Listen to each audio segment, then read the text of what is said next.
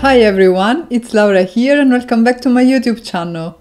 In today's video I'm gonna show you how to create a watercolor effect on some floral images using the ink smooshing technique. The images I'll be using today are from the Create a Smile Stamps in Bloom stamp set, and I think they're really perfect for this technique because of the whimsical feel they have. And at this point I'm simply stamping them on some Canson XL watercolor cardstock using some VersaFine Onyx black ink. And the reason why I picked this particular ink is that I'll be working with distress inks, so I want something that is waterproof, and also I want to be doing some embossing with clear embossing powder, and this ink stays wet for a little bit, so it makes it easy to use this technique. Once I am happy with the definition I got on my images, I can go ahead and coat them with clear embossing powder. I am gathering the excess on a piece of paper that I have on my desk, making sure that all the images are nicely coated, and then I can come in with my heat gun and melt the embossing powder. I am applying the heat from both sides of the cardstock because that minimizes warping. And I also went ahead and repeated the same process for a few more florals because I wanted to have enough to get a nice composition. And now it's time for the fun part. I am taking distress inks in Seedless Preserves, Worn Lipstick and Mild Lavender, and I am smooshing them onto my Tonic Studios craft mat, activating them with water, and then I just take my flowers and I apply them face down onto the inks. And this creates very interesting effects on your florals, which are different every time, and also allow you to get a watercolor look without having to be, good at watercoloring or having practice at it. And the fact that you have these splatters also adds an extra whimsical feel to your florals. So I think this is definitely something to experiment with and to try and to have fun with.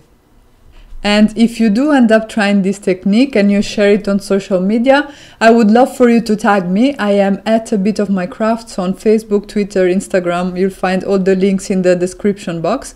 I would love to see your version of this technique.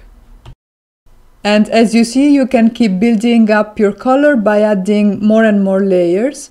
The only important thing to keep in mind is to dry your flowers between each layer so that you get a more interesting result and your colors don't just end up mixing together. I decided to introduce a couple more colors of distress inks because I felt that the flowers looked a little bit too similar to each other. So I added Wilted Violet to the medium ones, Picked Raspberry to the small ones, and Worn Lipstick to the big one. And now I am drying everything with my heat tool once again. For the leaves I will be using the same exact technique, but I'll be using shades of green and blue, and I will list the names of the distress inks that I used on screen, because while you watch me add color to the leaves, I wanted to tell you a little bit about the challenge I created this card for. So this card is my inspiration for the Create a Smile Stamps challenge. This is a bi-weekly challenge and you get the chance to win a €25 gift certificate to the Create a Smile Stamp store. In order to be eligible to win, you have to submit your creations, which have to follow the theme of the challenge, which for the next 2 weeks will be splatters, and also have to feature one Create a Smile Stamps product as the main focal point of your creation. You will find all the information on my blog, which will be linked in the description box down below, and I hope you guys will play along. If you don't own any Create a Smile Stamps products, they have some freebies on their blog, so check that out as well. And now we can go back to the card. Because I felt that the flowers didn't have enough definition, I decided to add some details with my white gel pen.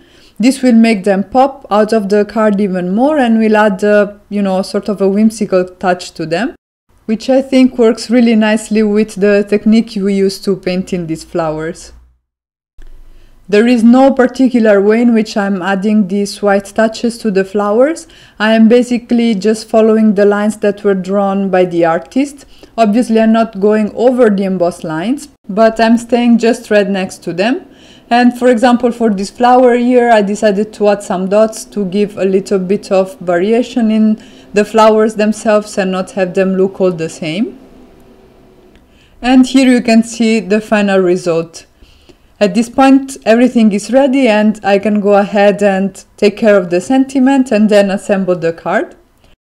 I picked this Sending Hugs sentiment. This is also from a stamp set by Create a Smile Stamps, and I am stamping it on a piece of Canson XL watercolor cardstock that I trimmed down with a die by Avriel. And I am using VersaFine ink in Onyx Black because I want to do again some heat embossing with clear embossing powder. This will give a nice touch to the sentiment, it will make it stand out, and it will also tie it in with the flowers that have those embossed lines as well. I am again applying heat from the front and the back so that my panel doesn't warp too much. I am now adhering my front panel to an A2 base, which I cut out of some more Canson XL watercolor cardstock. This time I have the more textured side face up because this adds some variation to the card front. And I am using a strong double-sided tape to adhere the two panels together. And now I can finally go ahead and start assembling my flowers. For that I will use liquid glue because it gives me enough time to move things in place. Floral cards are not really my strength and I always struggle a little bit in finding a nice arrangement, so I like to have the liberty of being able to rearrange things.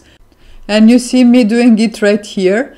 I figured that this bluish leaf was sticking out to the right a little bit too much, so I was able to remove the flower, position it in a way that I liked better, and then adhere the flower down once again.